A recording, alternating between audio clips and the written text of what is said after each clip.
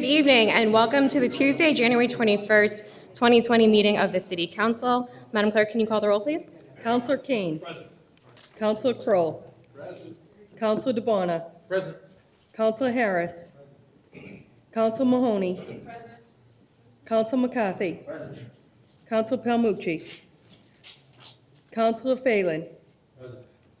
President Liang. Present. 8 members. You have a quorum. Thank you. If you could please stand and join me for a moment of silence for those who are serving both here and abroad.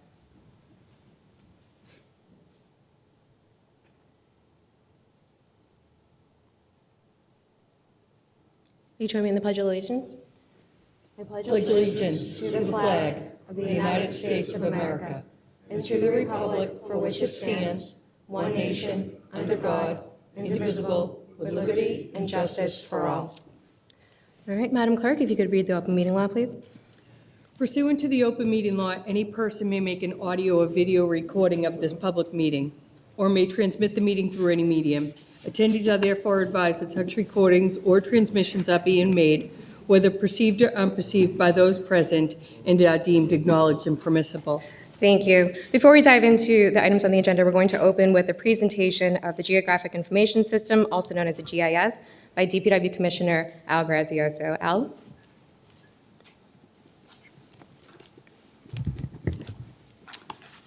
Madam President, councilors, good evening. And I must say it's an honor to be the first at the podium to address you as Madam President.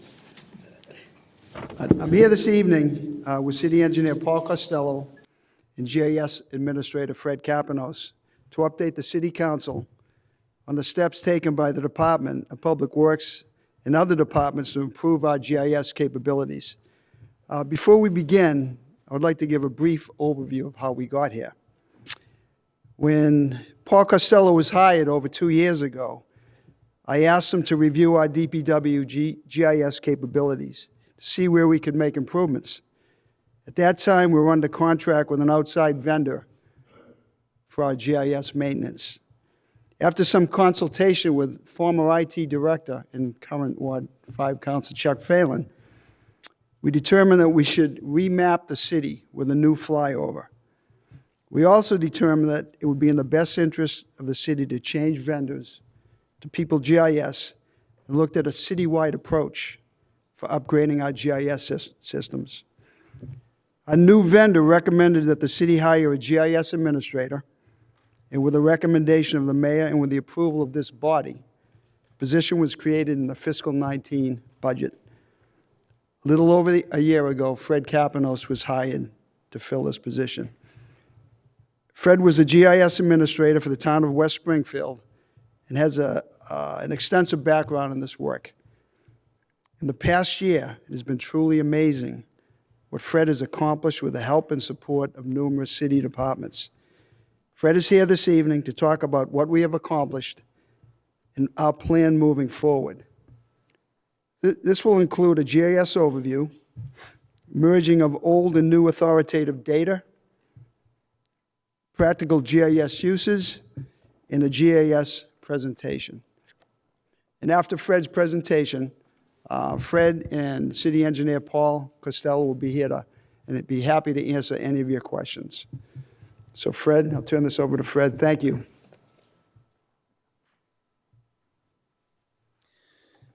Thank you, Commissioner.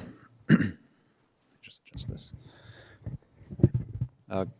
Good evening, Madam President, councilors. This is my first time in front of the council, so forgive me if I need to look at your names. So my name is Fred Kapanos. As Al said, I'm the GIS administrator working in the Department of Public Works. And I guess I'll just kind of go over a basic overview of what GIS is, maybe for people listening at home or residents, or maybe some new members who aren't familiar. GIS is a framework for gathering, managing, and analyzing data. Rooted in the science of geography, GIS integrates many types of data. It analyzes three-dimensional spatial location and organizes layers of information into visualizations, maps, and 3D graphics. With this unique capability, GIS reveals deeper insights into data, such as patterns, relationships, and situations, helping users make smarter decisions.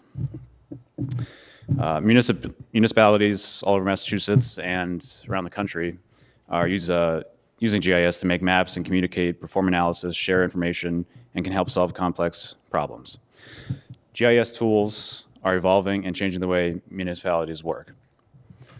GIS technology helps people reach a common goal, to gain actionable intelligence from all types of data, maps, analysis, and applications. So, as Al kind of alluded to, sort of a pre-2017 version of our GIS data and a post-2017 data development after we had done our flyover. So, prior to 2017, the city relied largely on the Mass GIS, which is the state GIS organization. And each individual department here has sort of had their own idiosyncratic way of collecting data, storing data, and the police and fire databases were generally independent. The assessor's office database management of parcels serves as the backbone of the municipal system and has evolved over time. So Ms. Healy and I have worked closely together to integrate the GIS parcel layers that the engineering office manages with her database and with the assessing database that she manages. And she's done a great job in cleaning that database up and making it very easy for me and our staff to combine the two, as you'll see in the forthcoming presentation. The Quincy DPW from 2014 to 2016 developed a cloud-based system and using Esri's ArcGIS system for scanning paper records. And field crews began using iPads for data review and collection. So basically, we scanned in our Mylar and paper plans into PDFs and TIFF files, put them on our city's network, and field crews could then access those plans in the field instead of having to come back to the office to get them. They're now able to access them in the field. So after 2017, we did a flyover, which is basically they take an airplane, fly over the city, and take very high resolution imagery of the entire city. So from that, you can extract hundreds of layers of updated GIS information. So updated sewer manhole cover locations, hydrant locations, building outlines, driveway outlines, edge of pavement, all sorts of really useful data that serves as a good base layer to move forward. So when I came on board, I basically said, we need to centralize these data. And with the help of Brian Glavin in IT, the IT director, he and his staff helped me set up a database and a server to centralize all the data that had kind of been either in the cloud or through a vendor, and centralize it in one place and declare it an authoritative source. So here moving forward, we have like one layer for each, one GIS layer that's being edited, and that is considered the authoritative layer. So if a vendor, a resident, if any of you need any of the data, you should be coming to me, to us, instead of looking elsewhere, because we have the authoritative source. And this is advantageous in many ways, in terms of cost savings, in terms of security, and in terms of just efficiency in managing and getting the GIS data to whomever needs it. And we also have integrated with AutoCAD software. If any of you are familiar with that, it's just a drafting software for civil engineers and engineers generally. And so we've, want to move towards hiring outside the department to moving towards, inside the department and marrying the two GIS and AutoCAD together, so we can create a efficient cost-efficient and efficient workflow to do civil engineering and design work. So some just basic practical GIS uses, using global positioning systems. Our staff have been going out with very high-tech and very accurate equipment and GPSing various utilities around the city. And we can take that information, put it into our GIS database, and work off of that and import that into a AutoCAD and do our own design in a very highly accurate manner. We use it for water, sewer, drain, dig safe mapping, emergency response. The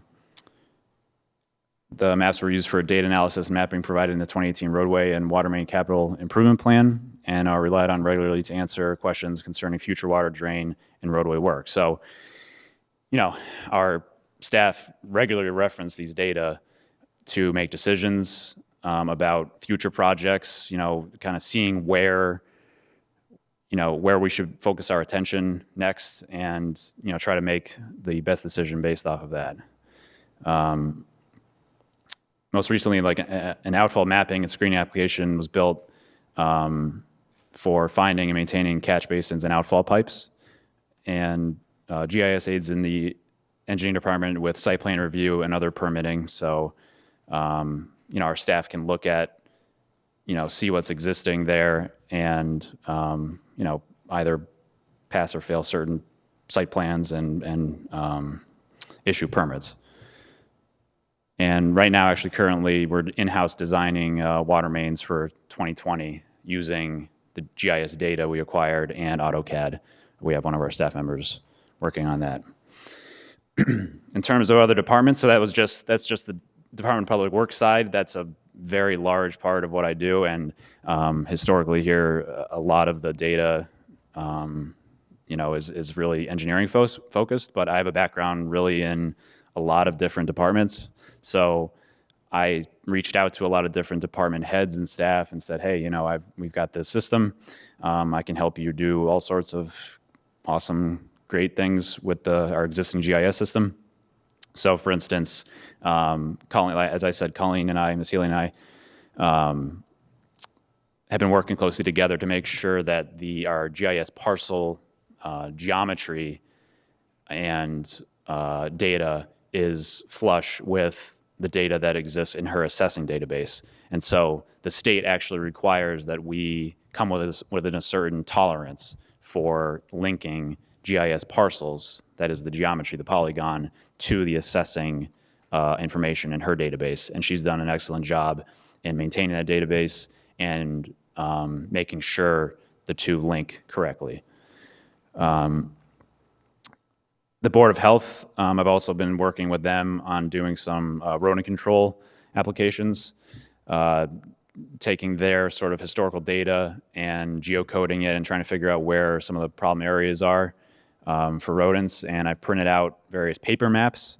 I don't have anything right now online, but I printed out paper maps for their staff to show to the mayor and just to sort of kind of visually see where are the issues? Because, looking at things on paper is one thing, but having an actual visual is extremely helpful.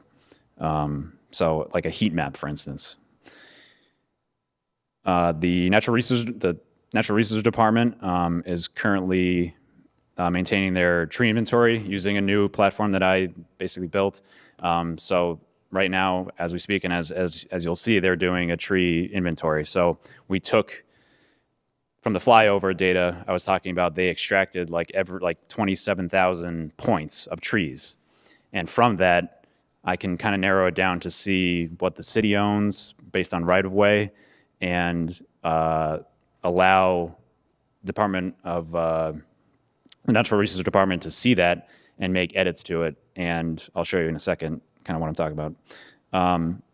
The GIS data is also going to be instrumental in designing a new Faxon Park project.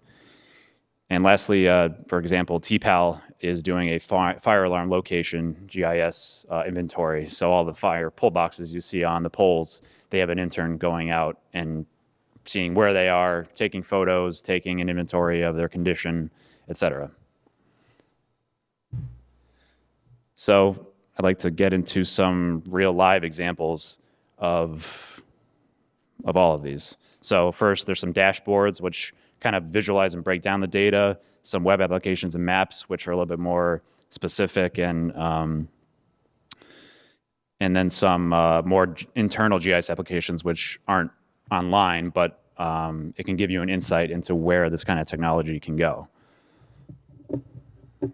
So let me close out of here. I'll bring this up. So this is a. Oh, can never. Just make sure. Let me close this.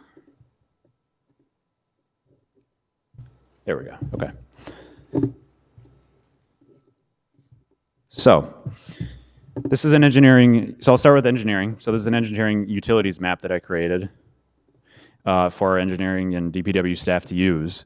It uses the 2017 flyover that we flew, and has all of the different utilities basically at our staff's fingertips. So if you want to see sewer, storm, water, here I'll just turn all these layers on, and this is all online. So anybody anywhere around the world, at your home, anywhere, as long as you have the right login credentials, can see all this information.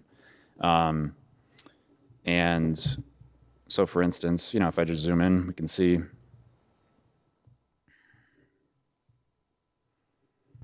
so we've got storm, water.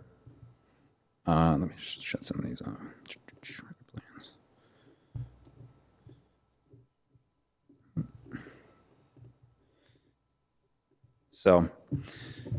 So our engineers are able to make, and other DPW staff are able to make decisions in real time based on this in the field, at their office. We have plans linked to some of these, so they can come up and there's a plan for all the gate ties for the water in the field, so they can just pull this up in the field instead of having to run back to the office. It has lengths, widths, all that sort of information that's crucial in making decisions. And even things like record plans are attached too, so they can see the actual plan from which the GIS data was derived, the original plan. So this one was from 1937.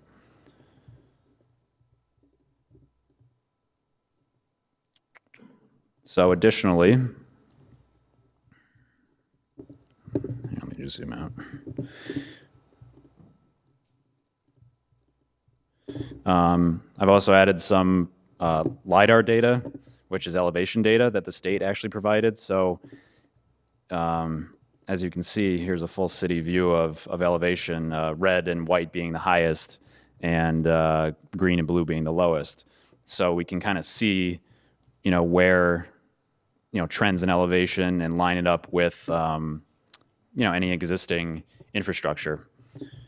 So I have a full city one. If you want to see more coastal elevation changes, like here's a levee over here in Howes Neck, you can see the extreme change from one to the other. So these are all layers that our staff has access to, and I think they really benefited from having it. I've also added here I'll shut the utilities off, but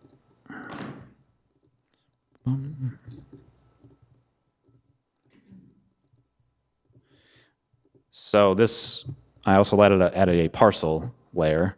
So this goes back to the assessing database. So I combined our GIS polygon here with the assessing data, and we do a lot of deed research and trying to figure out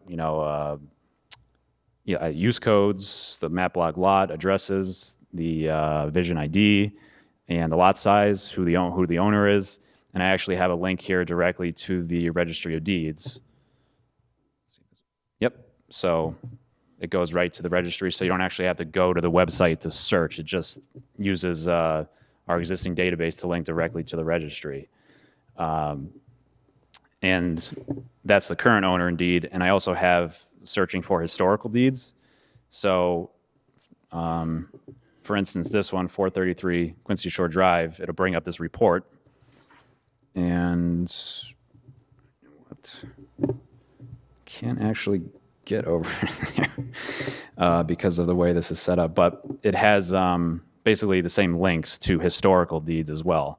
So, and due to the limitations of this screen, I can't actually scroll over, but it's the same, it'd be the same thing. So you'd be able to see the deeds from historically. So if you're doing deed research, you just go back in time using this. These are all the past owners, and it'll link you directly to the Registry of Deeds. So that's come in handy because sometimes navigating the website, you know, it's just a little bit time consuming. So this links directly there. Trying to think if there's anything else of note.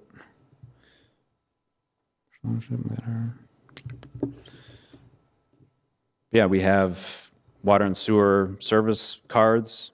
So water service lines. So these are directly on the building. So if anybody in the field needs to see a service line, you just click on the building and you've got, you know, the most up-to-date information.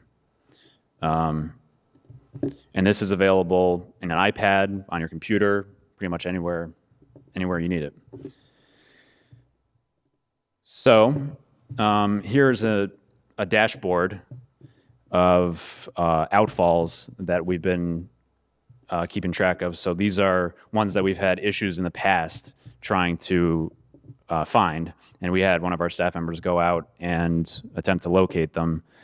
And so we found 42% of the ones that were difficult, around 40% of the ones that still we are unable to locate, and then the outfall and the purple are the ones where the definition of an outfall may not apply because it's either now going into a culvert or it has some sort of strange or different categorization. But our guys went out. You can click on the features. There's photos.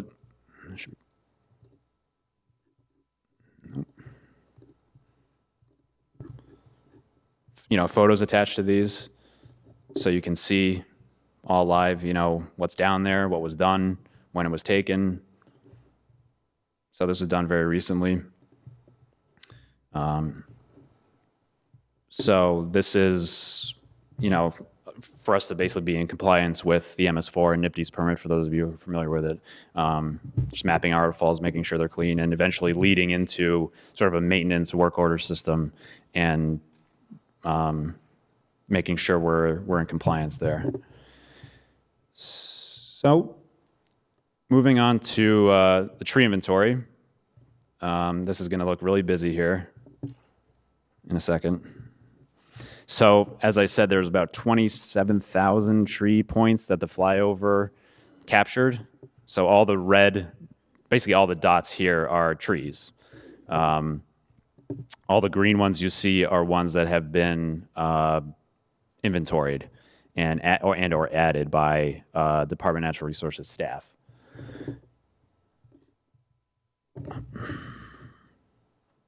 And so I can filter these down. So the ones that have been field verified. So for instance, and by priority, so our tree warden went out, and let's just say over here on, I don't know what street this is. Clement Terrace and London Ave, our tree warden has gone out and basically triaged the trees. Red being poor condition, yellow being fair, and green being good. So, his recommendation here is work order action remove. He's got a photo. He's got utility, lines running through it, and the work order priority high.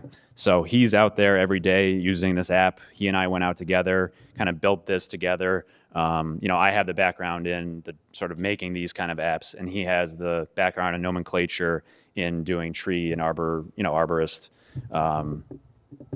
maintenance and upkeep. And so just to zoom out, just so you see, he's been doing work over there, and then also, I believe there was up here in Squantum. Yep.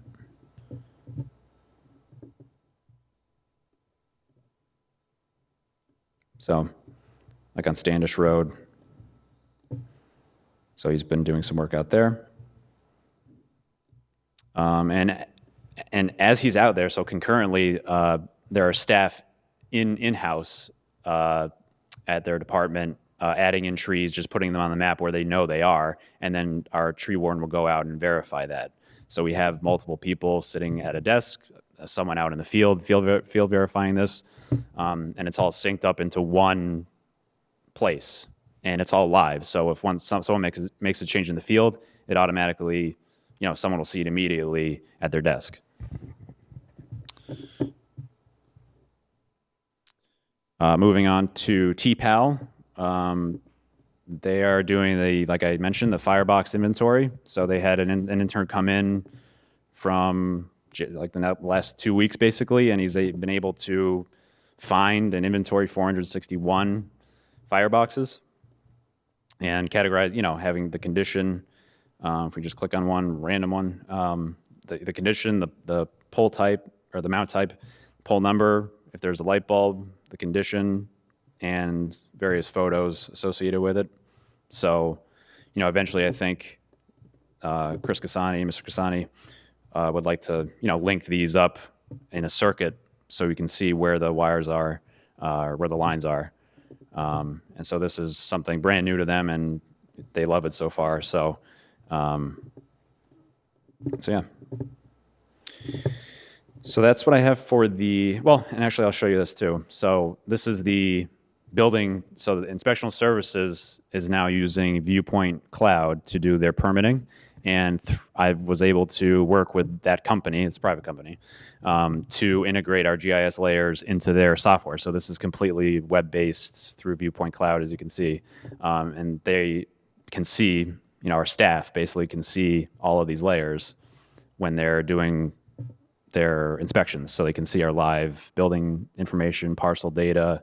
We've got the diff boundary, historical district.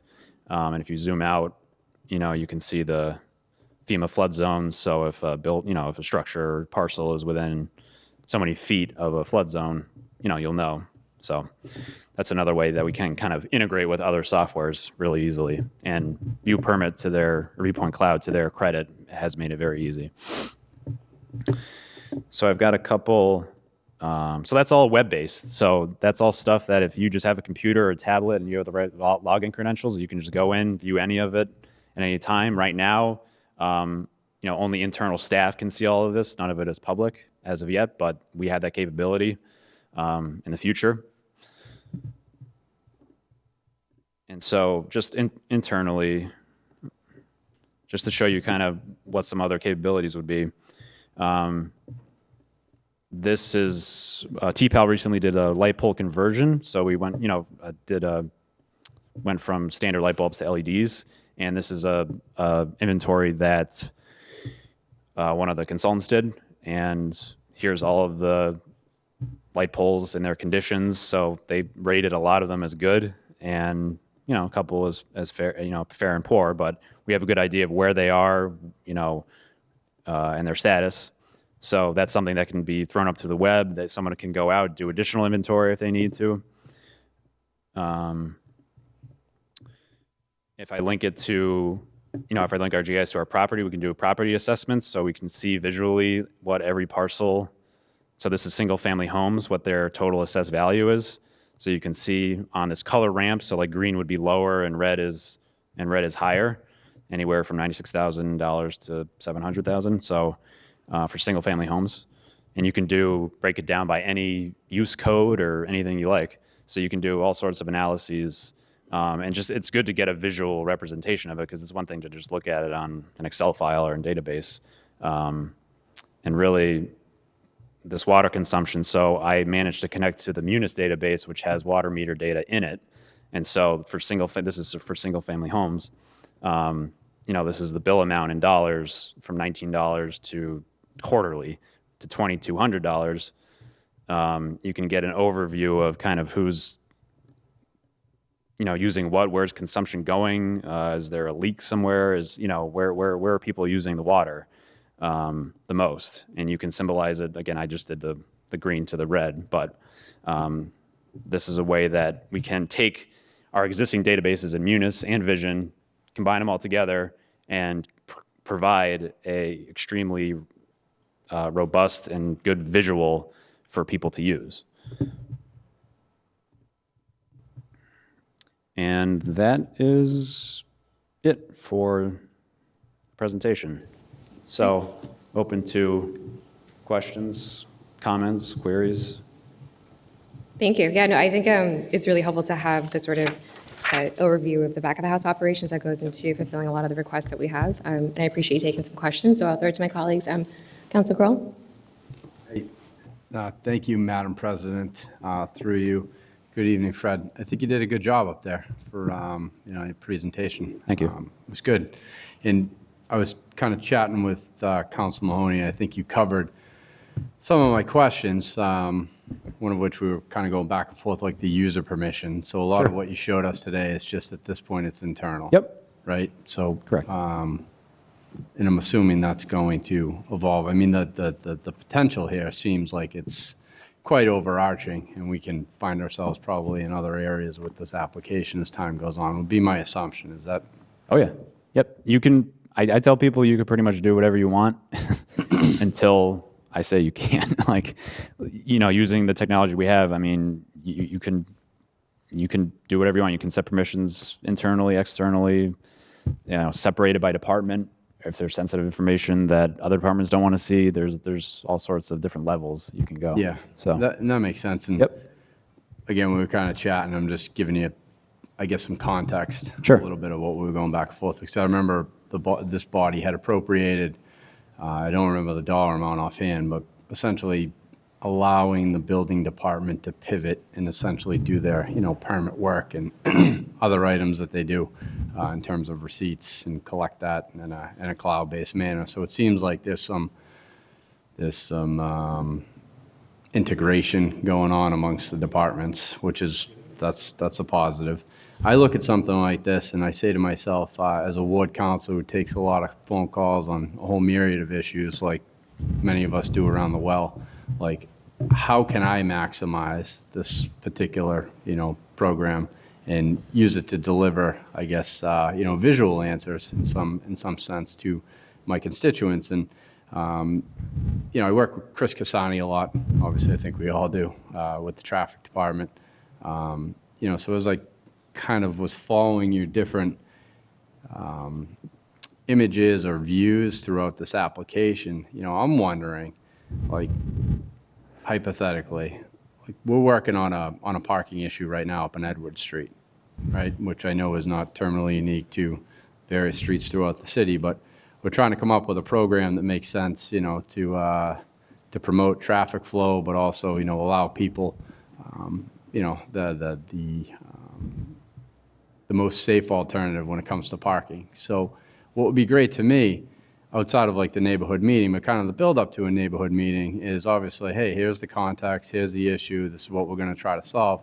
I guess my question turns into, like, can we profile, say, like Edward Street, and do we have like an editable component where we could take like a red, pen and kind of draw, hey, we're proposing, no parking from here to here, and this is what's going to go on in this section of the street. So I think from my perspective, giving folks in advance of, like, here's a preview visually of what the neighborhood meeting would look like. That would be beneficial to show up in somebody's mailbox, but also for me, whether it was, pinning it to, like Council Phelan does, the microsite on the city's, general website, or embedding it into my newsletter. Like, do we have that capability? Sure. So if you look at your screen here, you have, I can draw all sorts of shapes and, squares, rectangles, if you want to edit it, add text on this web-based version. I mean, you can add all sorts of things, lines, draw lines, dotted line, so you can highlight certain areas with this draw tool, for instance. So you could have access to this map. You can drill down on a street. Yeah, exactly. right? Yeah. So you can Basically- search. So what? Sorry, what's your Edwards? Edwards Street? Edwards, yes. Like Edward with an S. Yeah. Edwards Street. So go to Edwards Street.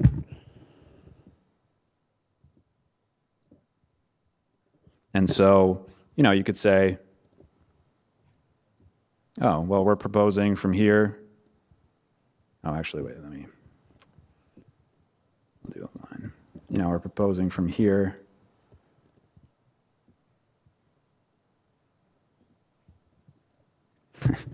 Sorry, this is. I understand. It's just, So- it's just awkward with this mouse here. No, it's okay. So yeah, basically, but you get the idea. I mean, you can Function draw. can happen. Yeah, Sure. you can draw, boundaries and mess around with, the various tools and create a, a polygon rectangle around there saying, hey, this is the area that we're considering from here to here. This is the scope. And then you can print it and, deliver it to whomever.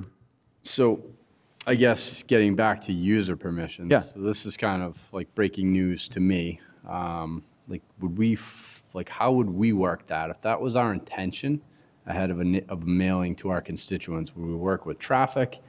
Is it something that we, as counselors, get set up with? Or like, how would you envision that work? Maybe it's a question for somebody else, I'm not sure, but I like the visual capability. Yeah, absolutely. And I'm working on a way currently where anybody on the city's network would be able to access it and have permission to use it. So the answer is yes, you can have permission to use it. But for right now, getting back to that, because I'm just thinking of some stuff that I have on the docket, and that's Yep. where I try to connect presentations that come before this body to real-life situations that I'm Yeah, dealing with. if you need something that's imminent, I can definitely So get I you. would contact you, maybe, in sure. terms of, like, helping me? Yep. Okay, all right. I think it's a useful tool, and again, I don't know what some of the other ward councils think, but I could see this certainly, having some value in Yeah. Ward 2 with some of the constituent issues I deal with. Yeah, absolutely. And I could just create a custom map just for counselors, and just see, you guys want to see whatever layers you want to see, you could have on there. I would. And all of you would be able to access it and turn layers on and off, and it'd be your own little world you can work in. All right. Yeah. Fair enough. Thank you, Madam President. Councilor Grill. Councilor Mahoney? Hi. Thank you very much for your presentation. I remember when, and I wasn't on the council at the time, when GIS was being used just to send out mailing labels when it first came on board. And it was Sure. just like, hey, we don't have to pull a list. We can actually pull it down from a system. So we've come a long way.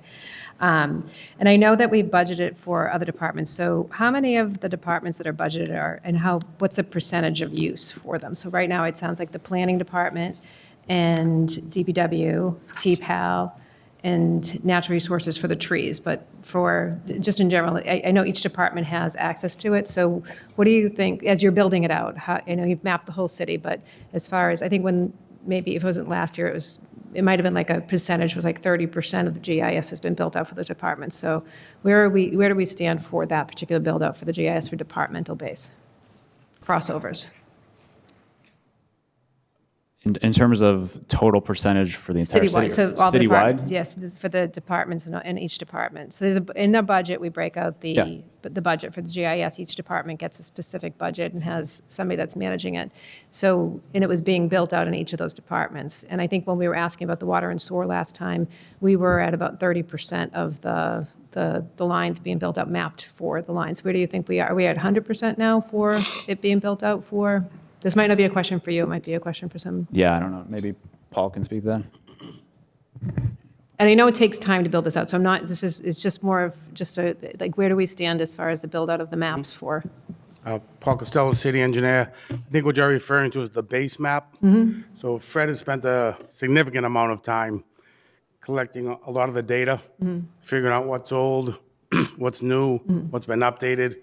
And instead of posting that on the cloud, it's now on the network system. Okay, That information, I'd say, is probably 99 to 100% complete. okay. So- And then from there, is that where the mapping for the assessor's office actually ties in and the other departments start to tie Right. into? Right. And So- and that's where I'm going with this, is so once the 100% of the mapping is built out for the GIS system, and then the mapping for the assessor's office to tie in, where do we stand for that? Is all of the land, kind of like the assessor's office, all the mapping tied into that at this point, or? So, same so- thing with the other departments? So based on all that data, Fred has overlaid it onto itself. And as he said, there could be hundreds of layers. Right. All that work has been done. Okay. So as far as the development of a base map, which was at 30% we spoke about, that is 100% complete. Okay. Now, with that said, Yep, there's locations of catch basins that might be off. right. There's trees that may or may not be off. Yeah. So we're in the process now of GPSing. The outliers that he was mentioning Yeah. in the So presentation. we're in the process now, and this could take a substantial amount of time. Every department, as Fred said, there's how many fire alarms? Over 1,000, yeah. Over 1,000. There's 9,800 catch basins or whatever the number is. So So now that you have it mapped, you have to go and actually confirm the locations are for the ones that are potential outliers that you weren't able to actually consolidate into the presentation, so. we're moving away from developing the base map at the desktop level, and we're now getting iPads and going out into the field and moving little dots around. So you can do it live time. We can do a lot of live, which is what we're doing with the outfalls and the fire alarms. Okay. So that's actually very exciting. So how long have you been working on this? I mean, I'm assuming you've been working on it, but Fred, how long have you been working here? We checked that. Fred was hired last October, Okay, so it's been about 14 months. okay, So the base maps were probably done 4 or 5 months ago, I think, for the most part, with the flyover. So we've been GPSing the applications and the dashboard stuff now for 3 or 4 months. okay. All right, so, and then, so the reason why I asked that is because then I noticed that you had also mentioned that we are using Viewpoint Cloud for the inspectional services. Or is this, that's an application that sits on top of GIS? It's like an add-on? No, No? that's Okay. not. That's its own. I know it's its own web-based, but it's able to tie into our GIS and actually be able to gather the information and correct. Yes, or- basically. Yeah. Basically, I send our data through a web service to their them. company. Okay. And I give them a URL and they take it, and then that's how it's presented in their program. Okay. We also nightly send them a master address table with other information from the assessing database, and so that gets updated nightly. That's less GIS and more assessing, but yeah, basically we just take the layers that our staff have requested, send it to Viewpoint Cloud, and they're able to display it as I showed on that platform. Okay. Are there other platforms that we're using too, or is it just View-based Cloud for right now? Currently we're using for our property information, we're using Applied Geographics, the company. So that's probably the website that most of you are familiar with that go and try to find some GIS data. So we send our data to them nightly as well, and they host it for us. And that's the website that is, on the city's website that you would go to. So that would be another company that we're working with. And that's the part, that's what's public for people to be able to, is that, I'm sorry, what? that's available for the public? Yeah, to- oh yeah, yep. That's Okay. public, yep. Okay. And there is an internal component to that, but the public, basic, has basic Right. property information. So you talked about a little bit about some of the infrastructure maintenance the tactical things that you're able to do, check where the basins are when you're doing cleaning, or even potentially identifying which streets are more potentially higher in need of repaving, or knowing where the water mains for those types of things. What about when we're looking at, do we use it for potentially with schools, or potential needs for busing for the kids that are bus or walking channels, or any of those types of things for schools? Just out of curiosity, are we able to tie it into the school uses as well, or the police? There's other towns that use it for districting for schools. Yep. Districting for, the police use it for potentially higher crime areas. Are we able to use the GIS for those types of things? Yep, absolutely. So I've done basically like a network analyst, a network analysis. So, taking every student where they live and then calculating the distance to the closest school or to the school they're supposed to go to, which will determine whether or not they should walk or take the bus. So all those things are, So the schools, the Quincy Public Schools are using that as well. And then does the police department as well for clustering of potential, if there's a higher incident reports or break-ins or things like that, are you able to use the GIS to kind of cluster it down? Or is it, other communities are using the GIS for that tool as well? So are we co-training the departments to be able to utilize, or are we at that point yet? we're not at that point. Well, as far as I know, the police department has their own software that they use to do that. I know, so- I realize I do, but we Yeah. also have this tool that we're building out. So I'm wondering, as we're building it out right now, we're using it for TPAL and the natural resources. I'm just wondering the other opportunities for this tool to be used for other departments, such that it's been used in other communities. Yeah, if I can get the data from the police department, we can put it right up on here. And you can combine the two If to make it, if potentially to make it more potentially, powerful. yep. If the two software, data types can be combined, yes. Yeah, and the same thing with TPAL for potentially being able to determine certain areas of traffic and study for the GIS as far as speeds for certain roads in different areas to potentially, when we're trying to look at traffic studies, much like what Councilor Crowe was talking about, parking in certain areas, we were able to use it for that too. Yeah. Mapping As long as you have the data to back it up. Yeah.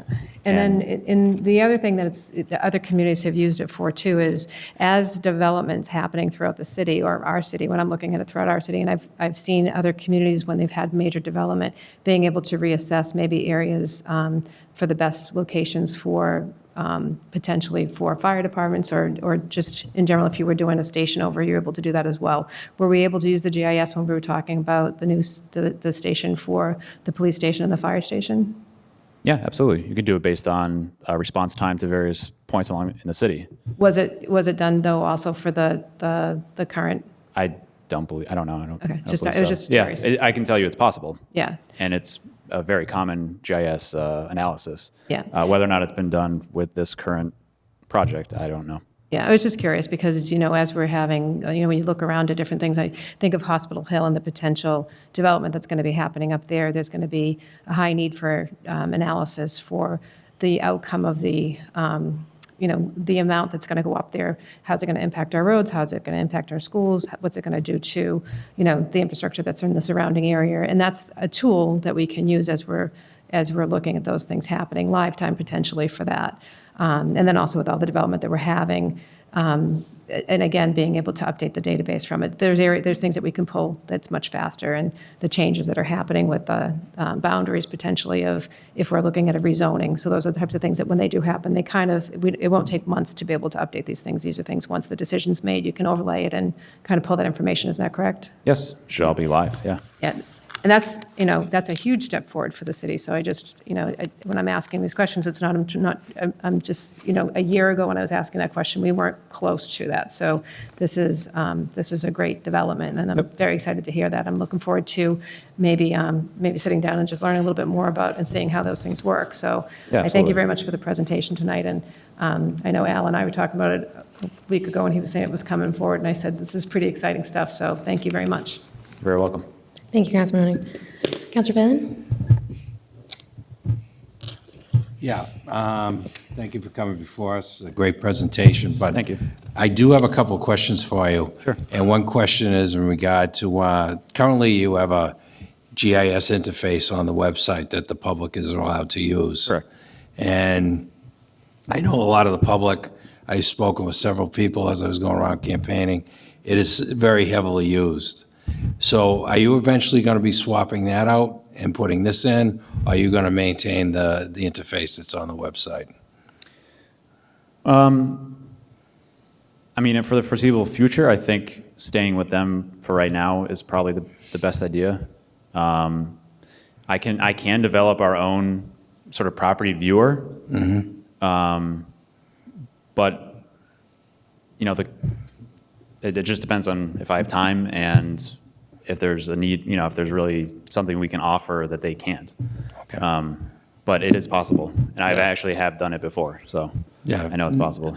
No, I think these are great upgrades and everything, but I also think that we want to be careful that I know I've talked with several real estate companies, several people who've done it, and as somebody coming on as a new city councilor, It's much better to have it now than it was in 1988, I'll tell you that, because I can look up things very quickly. Sure. That, I would be on the phone calling, waiting for a couple hours to get answers. So a lot of the people I've talked to enjoy that interface. Anybody who's dealing with, everyone down from regular constituents enjoy it. So I wanted to, although I realize the new software is coming and all that, and that's great, but I also want to keep it so it's something that the public can use. Yep. Because when we do GIS, sometimes this costs a lot of money, and we want to show the public that there's a benefit to them to it. And I think what we have now does show that, but I see there's so much more you can do. Yeah, I would say, I'm pleased with AppGeo, the current, our current software that we're contracted with. And if it's not broken, why fix it? It isn't a whole lot of money. I mean, and we send our data to them overnight. It's pretty easy. They're a very good company to work with. They're very responsive. And taking on that burden sort of internally, or taking that on internally might be more burdensome, whereas they kind of deal with it, and that's what we pay them to do. But they are getting the data right from the main Yes. layers. That's Absolutely, the yep. most important thing. Yep, every night, yeah. So, and I'm working with them now to kind of revamp things a little bit and update it. So it should continue as it's working, if not better. Another question I have was, I know we were using a layer for the fire department with the hydrants. Yep. Which was very critical that we had up in the fire alarm where they could see the schedule of the hydrants and whether they were working and not working. A fire back in 2009, which led to hydrant after hydrant was not working and the fire had no way to know it.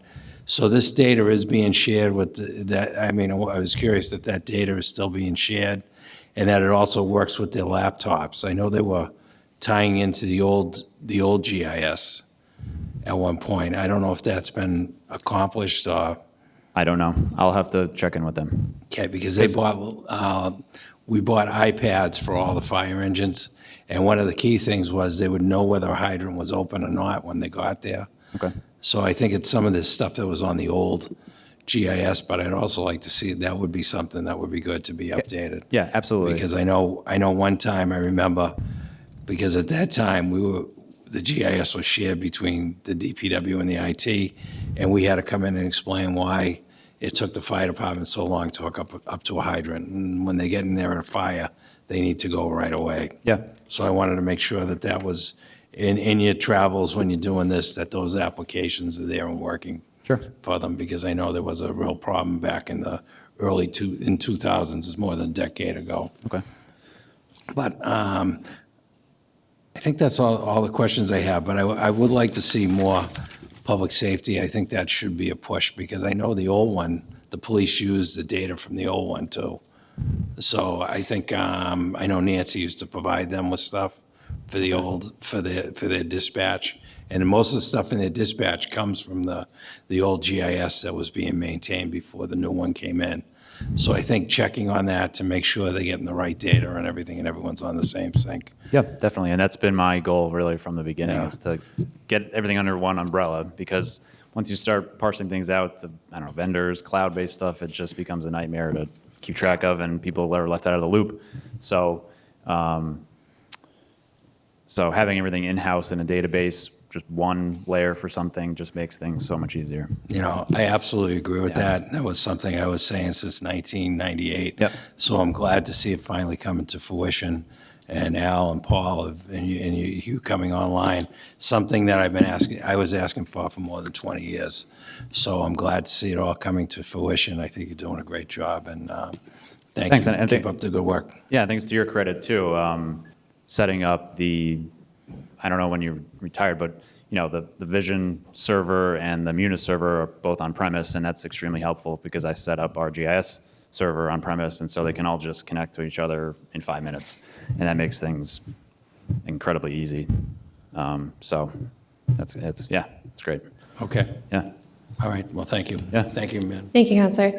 Thanks again, Fred and to Al. This is really informative, and I'm really excited to see how far we've come. There are a couple of questions that I just consolidated from my colleagues. Oh, sorry, Counselor DeBona. Thank you, Madam President. Just real quick, Fred, a lot of my colleagues answered a lot of the questions. Sure. that I had, really. Thank you for your presentation. You're welcome. Two of the questions I have are two of the more of the bigger issues that I feel that I get a lot. You've already covered kind of the catch basins, outfall pipes, kind of the aerial views of trees and all these other things. Two of the areas that I get throughout the year is rodent control, the rat population and stuff. So you have everything documented on what particular area or house has had a situation happen? Do you have that documented? Yes, the health department does. The health department does. Is it in this? I don't have it in this format, but I have been working on it to get it into a map form. And how long are you going back in time? Are you going 2 years back, 1 year back? I believe the last time they asked me, it was from 2017 onward. So you'd have Drew Shealy when he was health director, Yes. health Yep. department. And then I was with working with Jones. Suzanne, their consultant, Okay. as well. And I right. printed up various maps for her. So you'll be able to document what areas have been, got phone calls and what areas have been mitigated, basically called out and stuff. So Yep. you'd be able to show that up on the map? Yep. And their inspector is doing that presently. Okay, because that's going to be really helpful, because like I know, as I get clusters, Yep. you get a little patch here and you want to know where else around your neighborhood Yep. is we're having these clusters, and I think that would be really helpful. Okay. Second question is, one of the biggest issues I get across the city is parking. Do you have the measurements of each particular street, like widthwise, and by inch? We have something very close to that, yeah. So the flyover, we have an edge of pavement layer, which is basically the edge of the pavement. So that would be very accurate. And then I'd have to take a look at our street center line layer, but that will have the length and possibly the width as well. Okay. And I don't know, Paul, I don't know if you have anything with the pavement management, if they did anything. The flyover that was done in 2017, excuse me, was a 4-inch pixel resolution. So anything more than 4 inches could be picked up by the plane. So we have the width of all the roads to within plus or minus 4 inches. Okay. So we, for our pavement management calculation of how much asphalt we need, the width of the sidewalks, how much curbing, that's all factored into it based on that information. The reason why I ask this question is each street I get to in certain areas and neighborhoods, the actual citizens, the people inside the houses are asking, should there be one side of the street for parking? Should it be a two-way street? Should it be a one-way street? I'll get on one street, especially off of Wollaston Beach, and they'll say, oh, we want one way. And then the next street I get over, and all the different residents will say, no, we want parking just on one side. It's an issue that I think we're all going to have to deal with as the city grows, and there's certain parking limitations per street, but this is something that needs to be investigated. Right. And we need to take a look at citywide.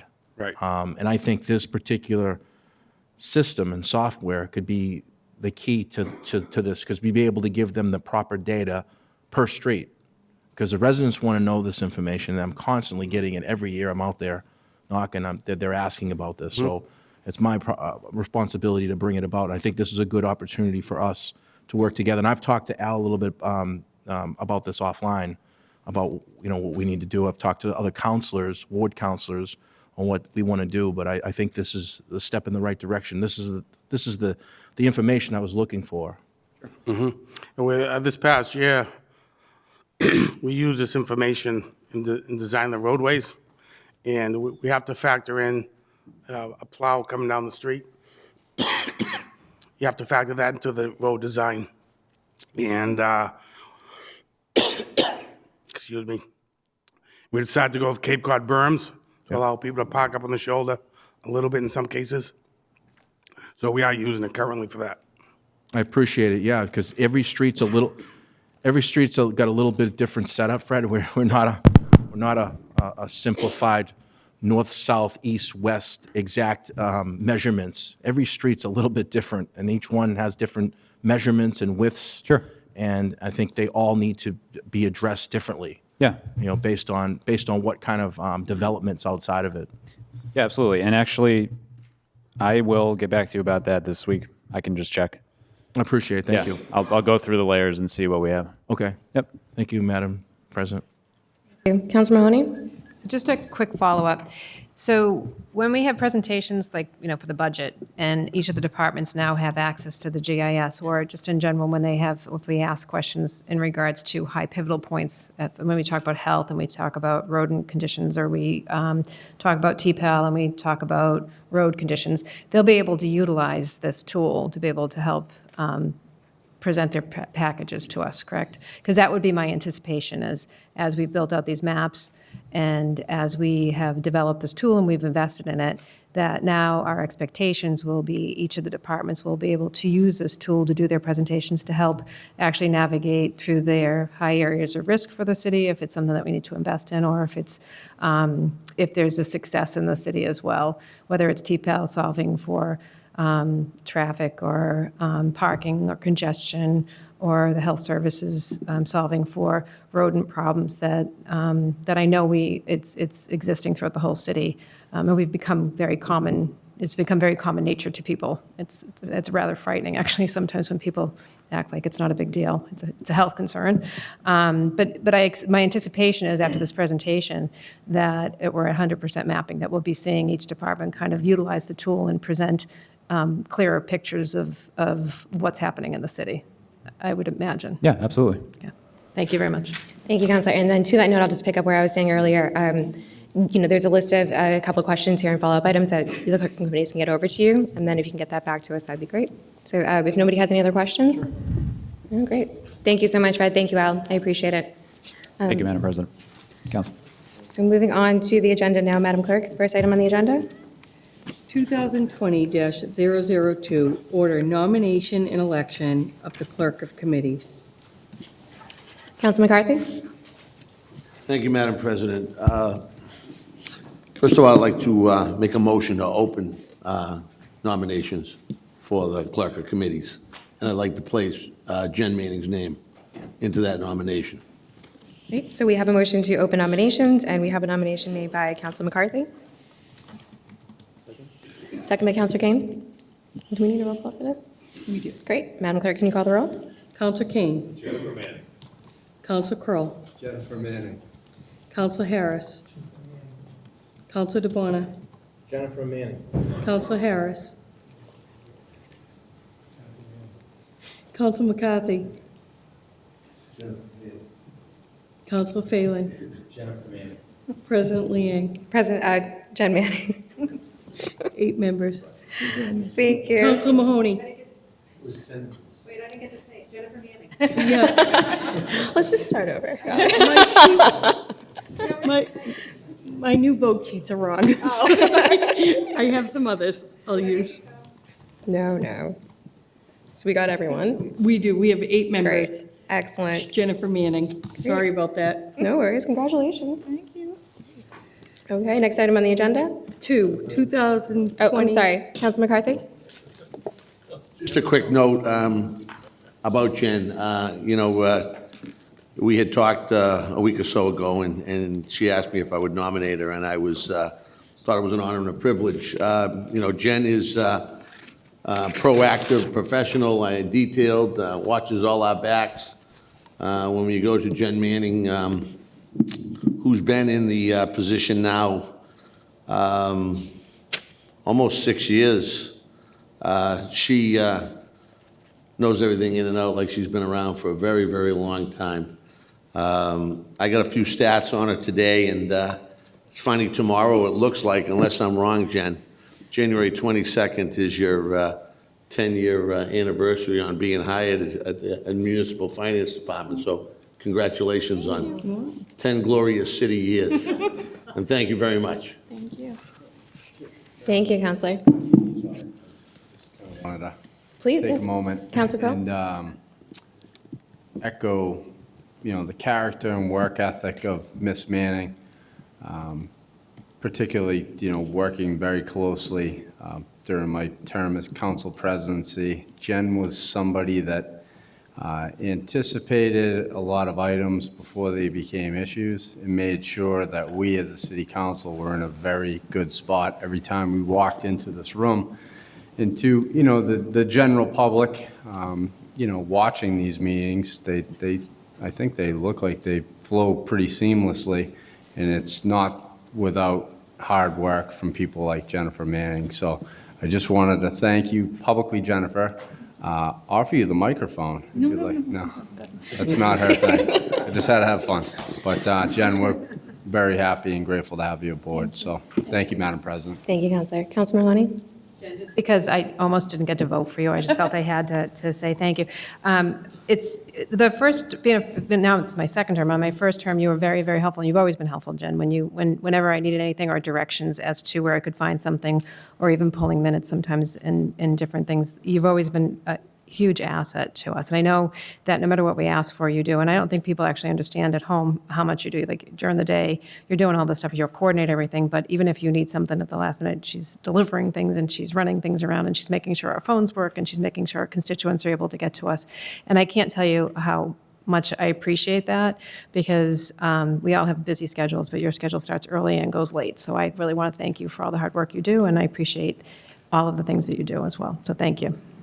Thank you, Counselor. Counselor DeBona? Yes, thank you. I just want to echo the same sentiments. Jen has helped me a lot on my cell phone from the city and my email, because sometimes they're down. So I really appreciate that, all the accommodations that she's doing behind the scenes. And she's proactive, and she'll just give me a quick note, oh, by the way, this, and it's very helpful, because we sometimes come storming in here right before kickoff here, and Jen gives us all the great information. So I want to thank you for, it's been a pleasant going into the 5th year with you, so thank you. Thank you. Amazing. Congratulations. Do you want one? No. Shouldn't have asked. I should have just put it in front of you. Congratulations. Thank you. Okay, Madam Clerk, next item on the agenda. Number 2, 2020-003, order of adoption of the 2020 City Council rules. Okay. Counselor Phelan? Okay, we have a motion to accept. Do you have a second? Second by Counselor McCarthy. Madam Clerk, can you call the roll? I can try. Counselor Kane. Counselor Kroll. Counselor Harris. Counselor DeBona. Yes. Counselor Mahoney. Counselor McCarthy. Yes. Counselor Phelan. Yes. President Liang. Yes. 8 members. Item passes. Next item on the agenda. Next item is number 3, 2020-004, order authorizing the city clerk to print the list of items pending before the council after each meeting, the calendar. Thank you. Counselor Phelan? Motion to accept. Do we have a second? Counselor McCarthy. Oh, I got Counselor McCarthy over here for a second. Madam Clerk, can you call the roll? Counselor Kane. Yes. Counselor Kroll. Yes. Counselor Harris. Counselor DeBona. Yes. Counselor Mahoney. Yes. Counselor McCarthy. Yes. Counselor Phelan. Yes. President Liang. Yes. 8 members. Item passes. Next item. Number 4, 2020-005, order of adoption of the 2020 City Council meeting schedule. Counselor Phelan? Motion to accept? All right, we have a motion to accept. Do we have a second? Second. Second by Counselor Kroll. Madam Clerk, can you call the roll? Counselor Kane. Yes. Counselor Kroll. Counselor Harris. Yes. Counselor DeBona. Yes. Counselor Mahoney. Yes. Counselor McCarthy. Yes. Counselor Palmucci. Counselor Phelan. Yes. President Liang. Yes. 8 members. All right, item passes. And next item, please. Number 5, order call of election for the presidential primary election Tuesday, March 3rd, 2020. Counselor Phelan? Motion to accept? Okay, motion to accept. Do we have a second? Second. Second by Counselor McCarthy. Madam Clerk, can you call the roll? Counselor Kane. Yes. Counselor Kroll. Yes. Counselor Harris. Yes. Counselor DeBona. Yes. Counselor Mahoney. Yes. Counselor McCarthy. Yes. Counselor Phelan. Yes. President Liang. Yes. 8 members. Thank you. Item passes. And next item on the agenda? Number 6, 2020-077, order designation of the polling places for the presidential primary election Tuesday, March 3rd, 2020, state primary election Tuesday, September 1st, 2020, and the presidential election Tuesday, November 3rd, 2020. Thank you. Counselor Phelan? Motion to accept? Motion to accept. Do we have a second? Counsel McCarthy, can you call the roll, please, Madam Clerk? Counselor Kane. Yes. Counselor McCarthy. Oh, excuse me. Counselor Crowe. Counselor Harris. Yes. Counselor DeBona. Yes. Counselor Mahoney. Yes. Counselor McCarthy. Yes. Counselor Phelan. Yes. President Liang. Yes. 8 members. Okay, item passes. Number 7 on the agenda, please. 2020-008, order of designation of early polling place for the presidential primary election, February 24th, 2020 through February 28th, 2020, 1305 Hancock Street. Counsel McCarthy, motion to approve. Do we have a second? Counselor Phelan, Madam Clerk, can you call the roll? Counselor Kane. Yes. Counselor Crowe. Counselor Harris. Yes. Counselor DeBona. Yes. Counselor Mahoney. Counselor McCarthy. Counselor Phelan. Yes. President Liang. Yes. 8 members. Item passes. Thank you. Number 8 on the agenda, please. 2020-009, order of the land disposition agreement, parcel R2, R3, Hancock parking lot. Thank you. Counsel Mahoney? Ordinance? Okay, so motion to move to ordinance. We don't, second on that, okay? Okay. Just ordinance? Great. Are we doing any other referrals? Sorry, Counselor Phelan? Into downtown? Okay, so we're going to do ordinance for this as well as downtown, okay. Okay, all those in favor? Any opposed? Okay, the ayes have it. Madam Clerk, next item. Number 9, 2020-010, land order of taken for 450 Southern Artery. Counsel McCarthy? Move that into finance, please. Okay. Okay, so we're going to move this to Finance and Public Buildings. All those in favor? Any opposed? Okay. Madam Clerk, next item. Number 10, 2020-011, land order of taken 243945 Broad Street. Counsel McCarthy, we have the reading. Also move it into finance. Great, so we're going to move this into Finance and Public Buildings. All those in favor? Any opposed? Okay, next item.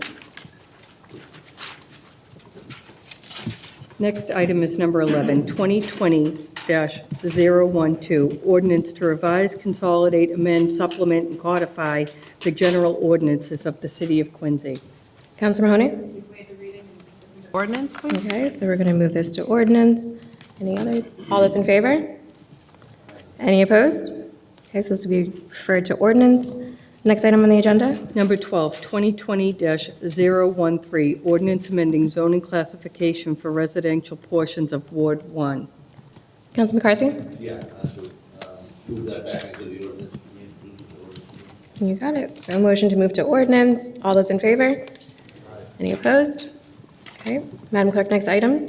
Number 13, 2020-014, ordinance amending municipal code Title 5, 5.40.090, used car dealers, Motor 2 license. Thank you. Counsel Mahoney?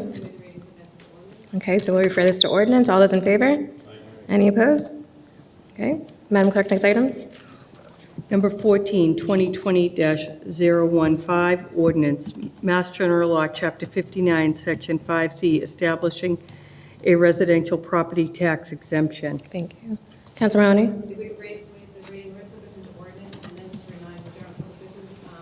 Opportunity to have a discussion about property tax, residential property tax exemption, at least learn the values of what we're going forward with all of the new development that's happening here in the city of Quincy, an opportunity to be able to provide resources back to the taxpayers, or at least learn what we can do to try to do that.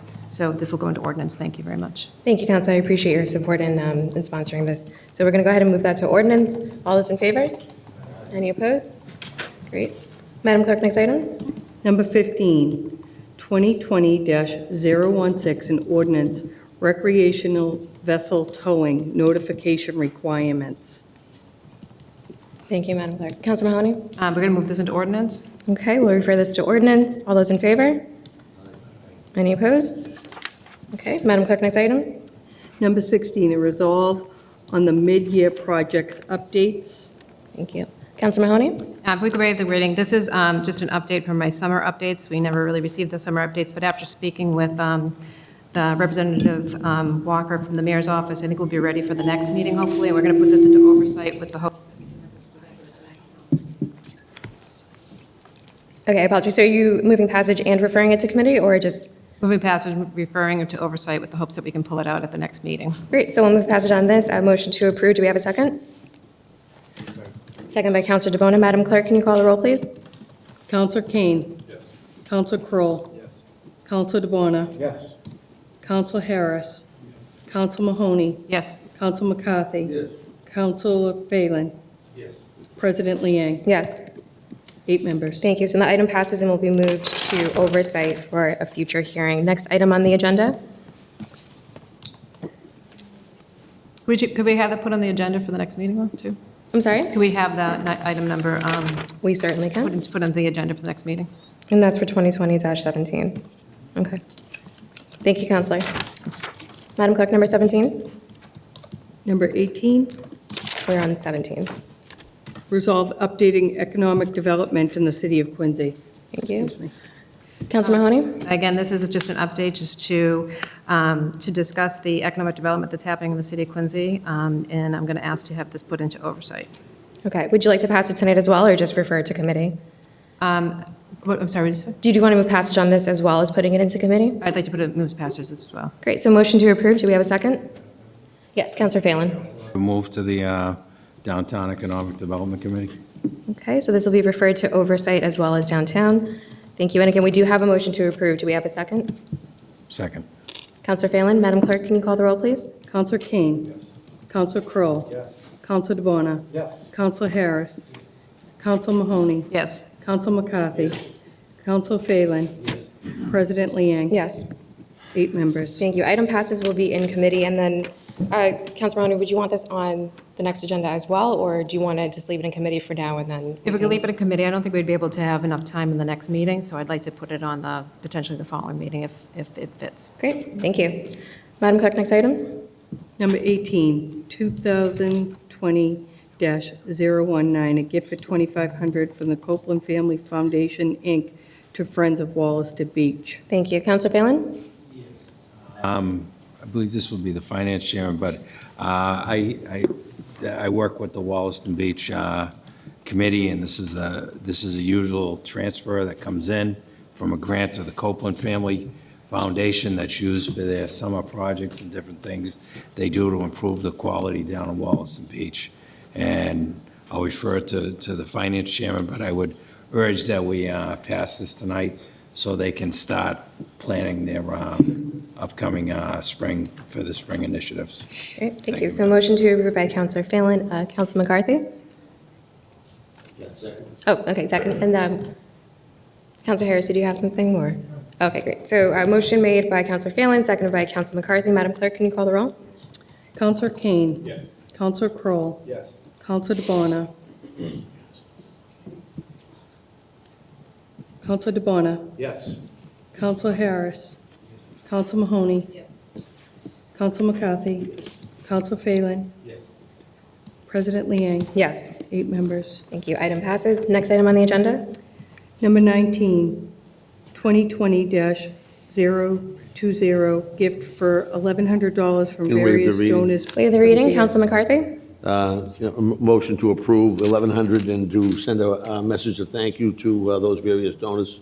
Great, thank you, Counselor McCarthy. Do we have a second? Seconded by Counselor Harris. Madam Clerk, can you call the roll?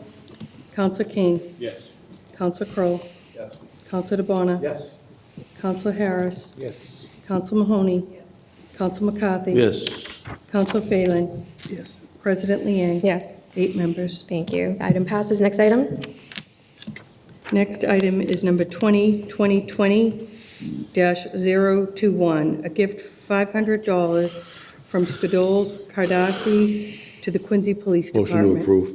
Motion to approve by Counselor Send a McCarthy. letter of thank you. Thank you. Do we have a second?